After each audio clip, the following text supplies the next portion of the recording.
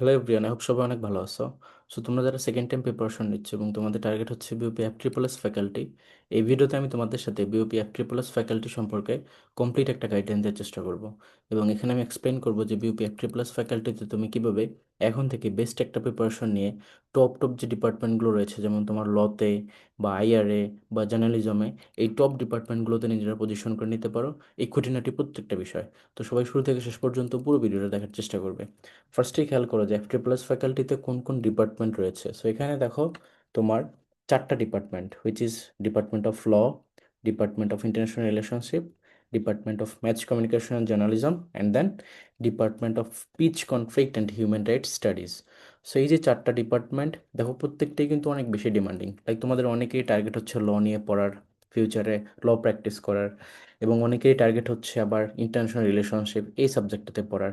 So দেখো, তোমাদের পছন্দের যে টপ র্যাঙ্কের সাবজেক্টগুলো দুইটাই কিন্তু তোমার এই এফ ট্রিপল এস ফ্যাকাল্টিতেই আছে। পাশাপাশি এখানে জার্নালিজম আছে, এটাতেও অনেকের পড়ার ইচ্ছা।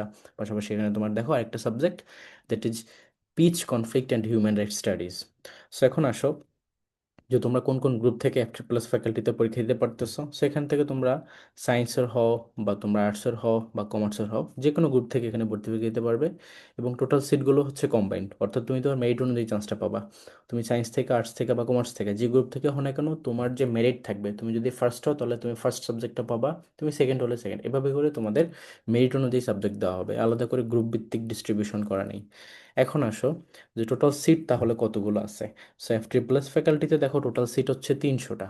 এবং তার মধ্যে অবশ্যই তোমার এখানে কিছু হচ্ছে তোমার সিভিল, কিছু হচ্ছে তোমার কোঠা।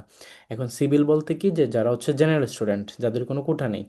আর এমনিতে বিউপি যেহেতু হচ্ছে বাংলাদেশ ইউনিভার্সিটি অফ প্রফেশনালস, যেটা আর্মড ফোর্সেস দ্বারা নিয়ন্ত্রিত, তাই যাদের আর্মি কোঠা আছে বা আর্মড ফোর্সেস রিলেটেড, যেমন নেভি হোক বা এয়ারফোর্স হোক, সে ধরনের কোঠা আছে, তাদের ক্ষেত্রে তোমার 40%-এর মতো সিট।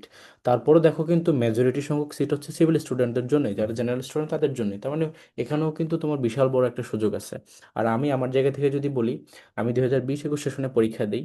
আমি কিন্তু কোনো কোটা ছিল না, সিভিল স্টুডেন্ট হিসেবে পরীক্ষা দিই। আমি আলহামদুলিল্লাহ বিউপির তিনটা faculty, which is F triple S faculty, তারপর F A double S faculty, then FBS faculty, তিনটা ফ্যাকাল্টি ক্র্যাক করি। সো আমি যদি পারি তাহলে তোমরা কেন পারবো না? সো এটা নিয়ে ভাবার কোনো কারণ নেই যে আমাদের কোঠা নেই, সো আমরা কি পারবো কিনা। তুমি যদি প্রিপারেশন নাও, তুমি ইজিলি এখানে চান্স পেতে পারো। এখন দেখো যে মার্ক ডিস্ট্রিবিউশন বা পরীক্ষা পদ্ধতিটা কীরকম। সো এখানে দেখো তোমার 100 মার্ক এমসিকিউ থাকবে, যেটার প্রত্যেকটার মার্ক হচ্ছে 1 মার্ক করে। তখন এখানে তোমার 100 মার্কের ভর্তি পরীক্ষা হবে, এবং এটাকে পরবর্তীতে 55%-এ কনভার্ট করে নেওয়া হবে। এবং এর পাশাপাশি তোমাদের যে জিপিএ মার্ক, অর্থাৎ এসএসসি এবং এসএসসি, এই দুইটার থেকে মার্ক ওয়াইজ এখানে 45% মার্ক অ্যাড হবে।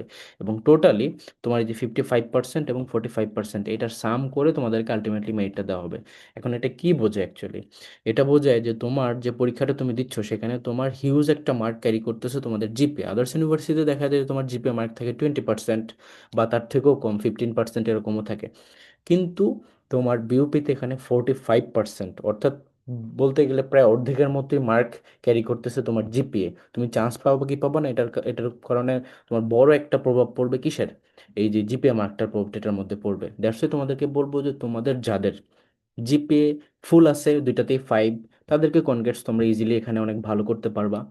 বাট প্রবলেম হচ্ছে যাদের ধরো জিপিএ একটু কম আছে, সে ফর এক্সাম্পল 9-এরও নিচে, টোটালি 5-5 মিলে 9-এরও নিচে আছে তোমাদের, তোমরা হচ্ছে বিউপিকে সেকেন্ডারি চয়েসে রাখবা এবং আদার্স ইউনিভার্সিটিগুলোকে প্রাইমারি চয়েসে রাখতে পারো। লাইক এটা আমার দিক থেকে এজ এ তোমাদের মেন্টর বা হচ্ছে সিনিয়র বড় ভাই, সেই হিসেবে আমার তোমাদের জন্য একটা সাজেশন থাকবে, যাদের জিপিএ মার্ক 9-এরও কম আছে, তোমরা ফুললি বিউপি কেন্দ্রিক প্রিপারেশন না নিয়ে আদার্স ইউনিভার্সিটি, দেখো বিউপি থেকেও কিন্তু টপ নচ ইউনিভার্সিটির অভাব নেই বাংলাদেশে। তো সেটার জন্য তোমরা প্রিপারেশনটা নিবা। আর যাদের টার্গেট হচ্ছে যে বিউপিতে পড়ার, তোমাদেরকে বলবো যে অবশ্যই জিপিএ ভালো থাকলে তোমরা বেস্ট একটা প্রিপারেশন নেবা। সো এটা এখন দেখো যে এখান থেকে তোমার 55% কনভার্ট হবে এবং জিপিএ থেকে 45% কনভার্ট হবে, টোটাল মিলে 100%-এর মধ্যে তোমাদের মেরিটটা দেওয়া হবে। এবং এখানে বিষয় হচ্ছে তোমার এই যে জিপিএ মার্কটা, এটা মূলত মার্ক ওয়াইজ হিসেব করা হয়, এটা কিন্তু জিপিএ যে 5 সেটার উপর না। মার্ক কত পাচ্ছ এসএসসিতে, এসএসসিতে সেটা। এখন এটাও কোনো একটা বড় ফ্যাক্ট না, কেননা যাদের জিপিএ 5 আছে দুইটাতে, তাদের মার্কও বেশি, যারা গোল্ডেন পায় তাদের মার্কও বেশি হয় স্বাভাবিকভাবে। তো দ্যাটস ওয়াই এটা কোনো একটা ইস্যু না যে এখানে মার্ক ওয়াইজ হচ্ছে বা জিপিএ ওয়াইজ হচ্ছে। আমি বলবো যে যাদের জিপিএ 5 আসছে বা যাদের টোটাল 10 আছে, তাদেরকে কনগ্রেটস। আর যদি 9.5-এর উপরে থাকে, তুমি ইজিলি বিউপিতে ক্র্যাক করতে পারবে, এটা কোনো বিষয় না। এখন আসো যে তুমি হচ্ছে এখানে নেগেটিভ মার্ক, এটা একটা বড় বিষয়।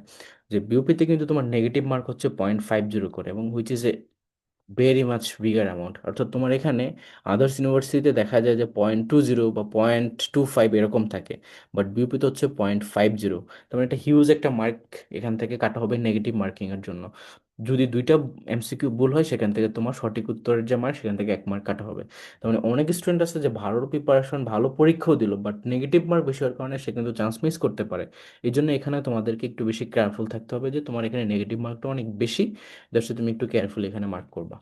এখন চলে আসো যে কাটমার্কস। কাটমার্কস ইউজুয়ালি তোমার এফটি প্লাস ফ্যাকাল্টিতে কোশ্চেন একটু সহজ হয় আদার্স ইউনিটগুলোর থেকে, এফ এ ডাবল এস থেকে বা এফবিএস থেকে, স্বাভাবিকভাবেই। সো এখানে এই জন্য তোমার এটাকে আমি বলবো যে 65 আপ টার্গেট করতে হবে 100-র মধ্যে। যদি তোমার জিপিএ ফুল থাকে তখন দেখা যাবে যে কি 65 আপ মার্ক পেলেই তুমি ইজিলি একটা সাবজেক্ট পেয়ে যাচ্ছ। আর যদি এরকম হয় যে তোমার জিপিএতে একটু কম আছে, অনেকের থাকে না যে জিপিএ 9.8 বা 8.3 বা 9 এরকম যদি থাকে, তখন তোমাকে বলবো যে তুমি অ্যাটলিস্ট 70 টার্গেট করবা। তাহলে তোমার হচ্ছে ইজিলি তুমি একটা সাবজেক্ট পাবা, হতে পারে তুমি টপ সাবজেক্টও পাচ্ছ। তো এই জন্য তোমাদেরকে আমি বলবো যে তুমি তোমার জিপিএ মার্ক যদি ফুল থাকে তাহলে 65 কাট মার্কস ধরবা, আর যদি একটু কম থাকে তাহলে তুমি 70 ধরবা। এভাবে করে তুমি তোমার বেস্ট একটা প্রিপারেশন এনশোর করবা। ঠিক আছে? এখন আসো যে মার্ক ডিস্ট্রিবিউশনটা অ্যাকচুয়ালি কীরকম। সো দেখো, এখানে তোমাদেরকে বাংলা থেকে প্রশ্ন করা হবে, ইংলিশ থেকে করা হবে, এবং ইংলিশ ভার্সন জিকে আসবে। এবং বাংলাতে 20 মার্ক, ইংলিশে দেখো 40 মার্ক, এবং জিকেতে হচ্ছে 40 মার্ক। তার মানে মেজরিটি মার্ক ক্যারি করতেছে ইংলিশ এবং জিকে। এবং জিকের বিষয় হচ্ছে তোমার এখানে জিকের কোশ্চেনগুলো প্রত্যেকটি ইংলিশ ভার্সনে থাকবে, লাইক বাংলাতে থাকবে না, ইংলিশে দেওয়া থাকবে। শুধুমাত্র বাংলার প্রশ্নগুলোই বাংলাতে থাকবে।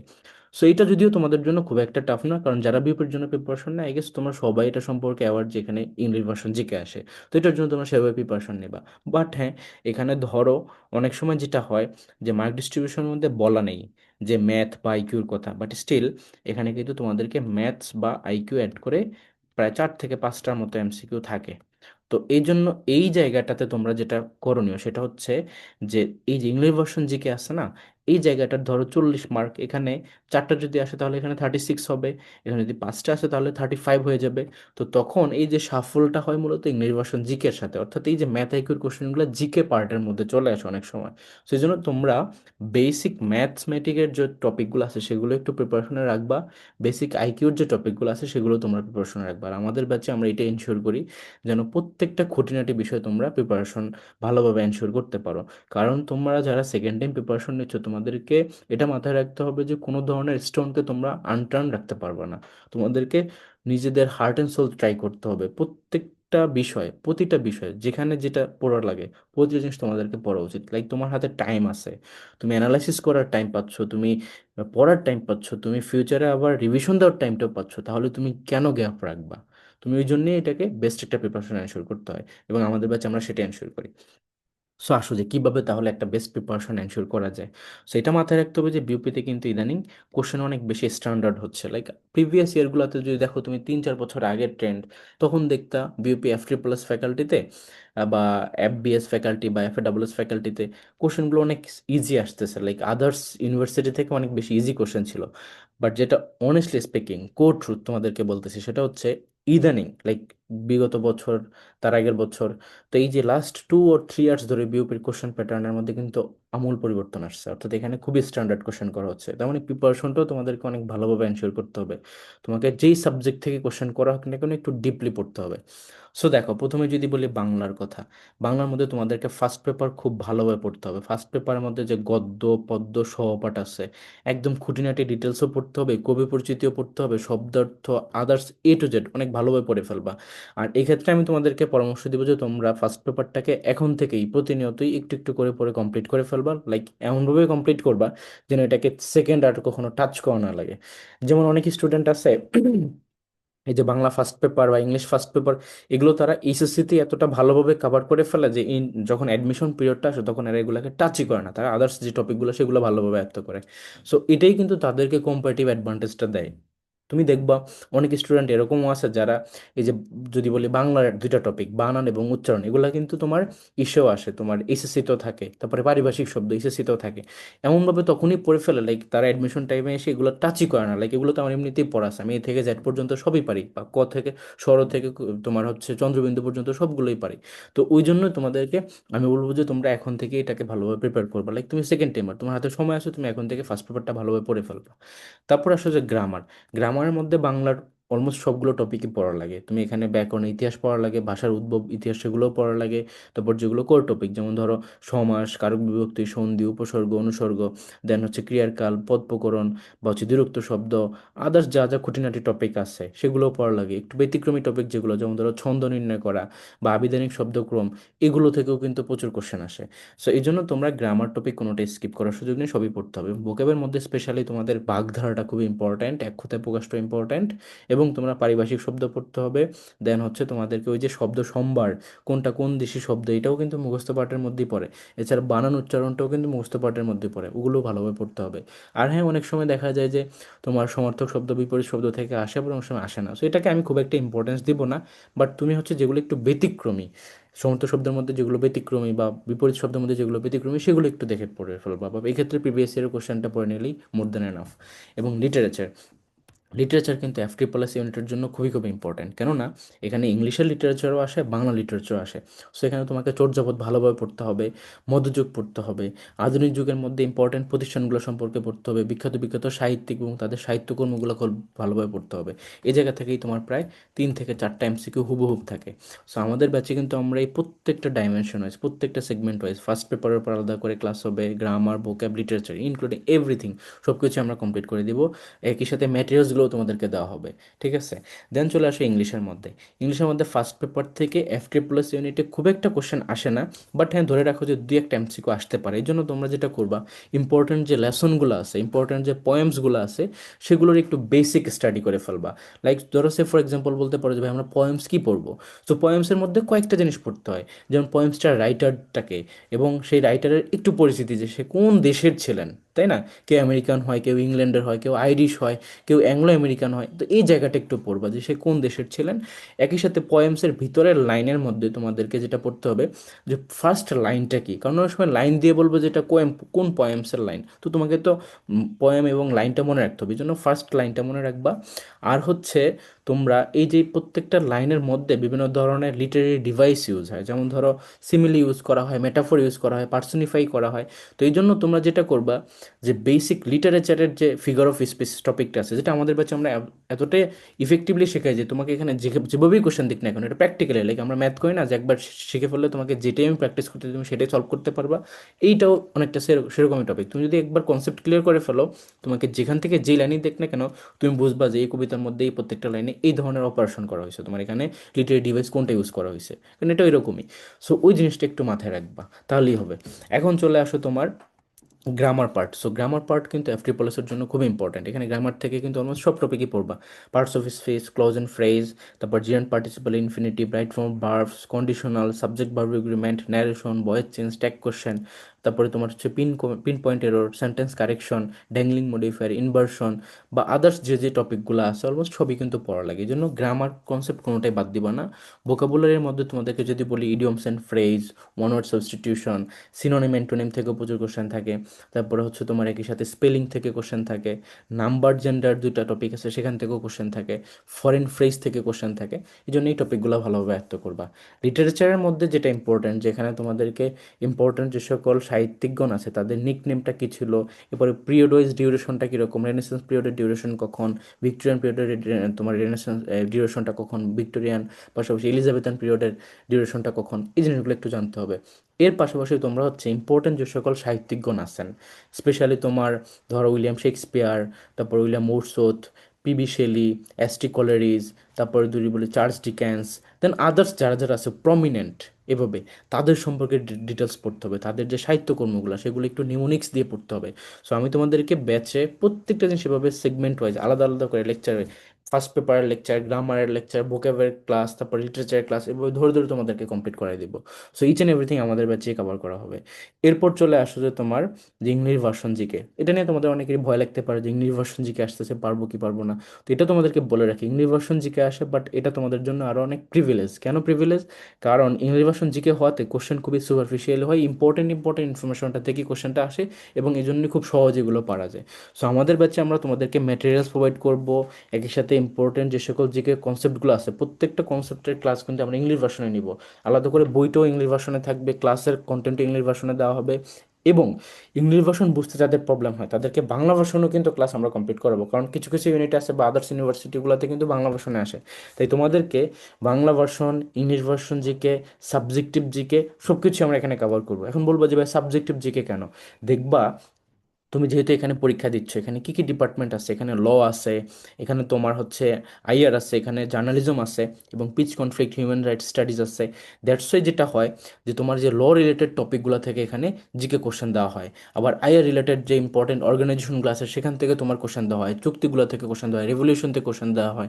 তারপর যদি বলি যে জার্নালিজম রিলেট করে পুরস্কার থেকে কোশ্চেন দেওয়া হয়, আদার্স যা যা টপিক আছে সেখান থেকে কোশ্চেন দেওয়া হয়, নিউজ পেপার এজেন্সিগুলো থেকে কোশ্চেন দেওয়া হয়, বাংলাদেশের যে প্রিভিয়াস সংবাদ মাধ্যম বা এক্সিস্টিং সংবাদ মাধ্যমগুলো আছে সেখানকার টপিক থেকে কোশ্চেন দেওয়া হয়। তো এই যে সাবজেক্টিভ জিকেটাও কিন্তু অনেক বেশি ক্রুশিয়াল। আর দেখা যায় যারা সাবজেক্টিভ জিকে ভালোভাবে পড়ে তাদের কিন্তু অ্যাডমিশনে টপ র্যাঙ্ক হোল্ড করার পসিবিলিটি বেশি, কারণ কিছু কিছু কোশ্চেন থাকে অনেক ডিপলি। তো সাবজেক্টিভ জিকে পড়ার কারণে ওগুলো অনেকে পেরে ফেলে। তো আদার্স, যদি তুমি ধরো আদার্স স্টুডেন্ট যেভাবে পরীক্ষা দিচ্ছে তুমি সেভাবে পরীক্ষা দিচ্ছ, বাট যেগুলো এক্সেপশনাল টপিক, যেগুলো অ্যাডভান্স টপিক, তুমি সেখান থেকে কোশ্চেন আসার পরও পারতেছো, তখন তোমার মেরিটটা কোথায় যাবে?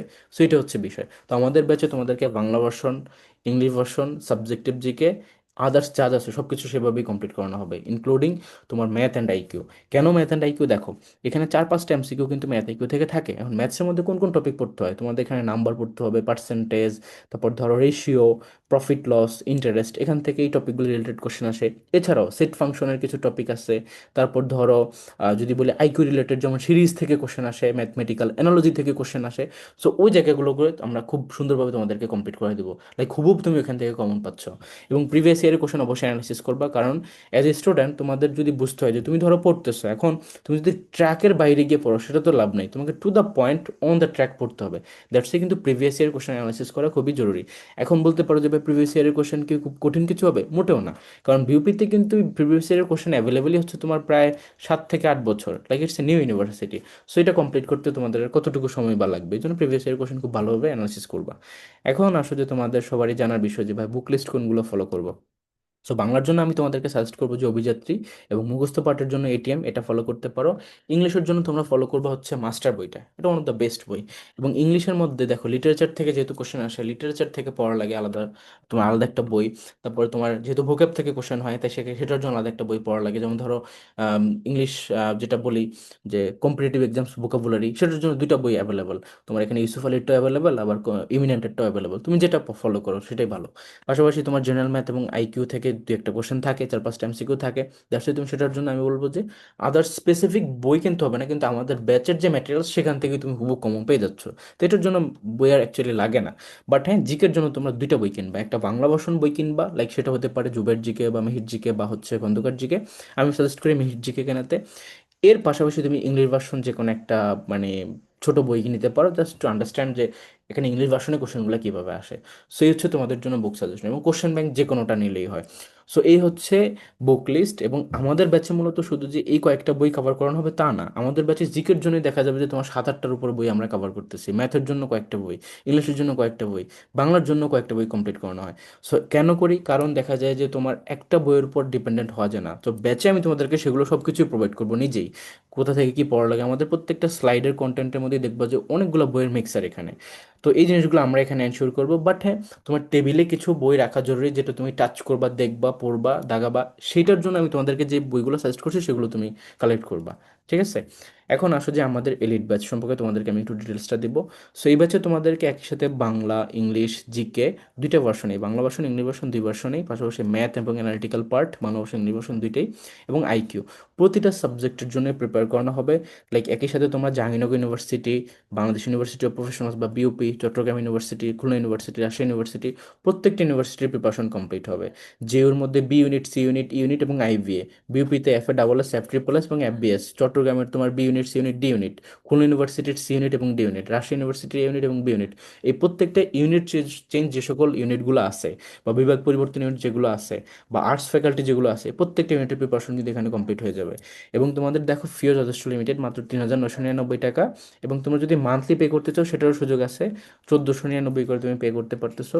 এবং আমরা এখন থেকে তোমাদেরকে বেস্ট একটা প্রিপারেশন এনশোর করাবো। সো তোমরা যারা যারা আমাদের ব্যাচে অ্যানরোল হতে আগ্রহী তারা দ্রুত আমাদের সাথে হোয়াটসঅ্যাপে কিংবা আমাদের পেজে যোগাযোগ করতে পারো। হোয়াটসঅ্যাপ নাম্বার হলো 01704065720। এবং আমি তোমাদেরকে লাস্টলি একটা কথা বলতে চাই, আমাদের এই এলিট ব্যাচে তোমাদেরকে উইদিন 4 to 5 মান্থ আমরা একদম ডিটেলসে সব কিছু প্রিপেয়ার করানোর পরে আবার এফআরবি ব্যাচে নিয়ে আসবো, যেটা হচ্ছে এইচএসসির পরপর। তো তখন তোমাদের সাথে আবার আদার্স স্টুডেন্টরা অ্যাড হবে, তখন কম্পিটিশনটা অনেক বড় হবে। এবং অলরেডি আমাদের এই ব্যাচে কিন্তু ক্লাস চলমান। তো সেই ক্ষেত্রে কিন্তু সেখানেও তোমরা অ্যাক্সেসটা পাচ্ছ, এবং ওইখানে আমি তোমাদেরকে কোনো ফি নিচ্ছি না, অর্থাৎ তোমরা ফ্রি অ্যাক্সেসটা পাচ্ছ। এবং তোমাদের আলাদা করে এক্সাম ব্যাচে অ্যাক্সেস থাকতেছে, গ্লোরি ব্যাচে। সেই এক্সাম ব্যাচে আমরা উইকলি এক্সাম নেই, আবার ডেইলি এক্সাম নেই, দুইটাই থাকতেছে।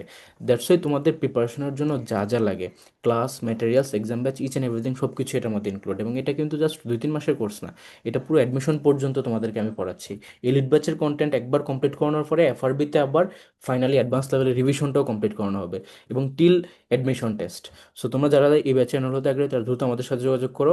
এবং আমাদের ব্যাচে কিন্তু আমরা স্টুডেন্ট খুবই লিমিটেড নিয়ে থাকি। সো যারা যারা এনরোল হবে একটু দ্রুত আমাদের সাথে যোগাযোগ করতে হবে। তো সবার জন্য শুভকামনা। আল্লাহ হাফেজ, ভালো থেকো।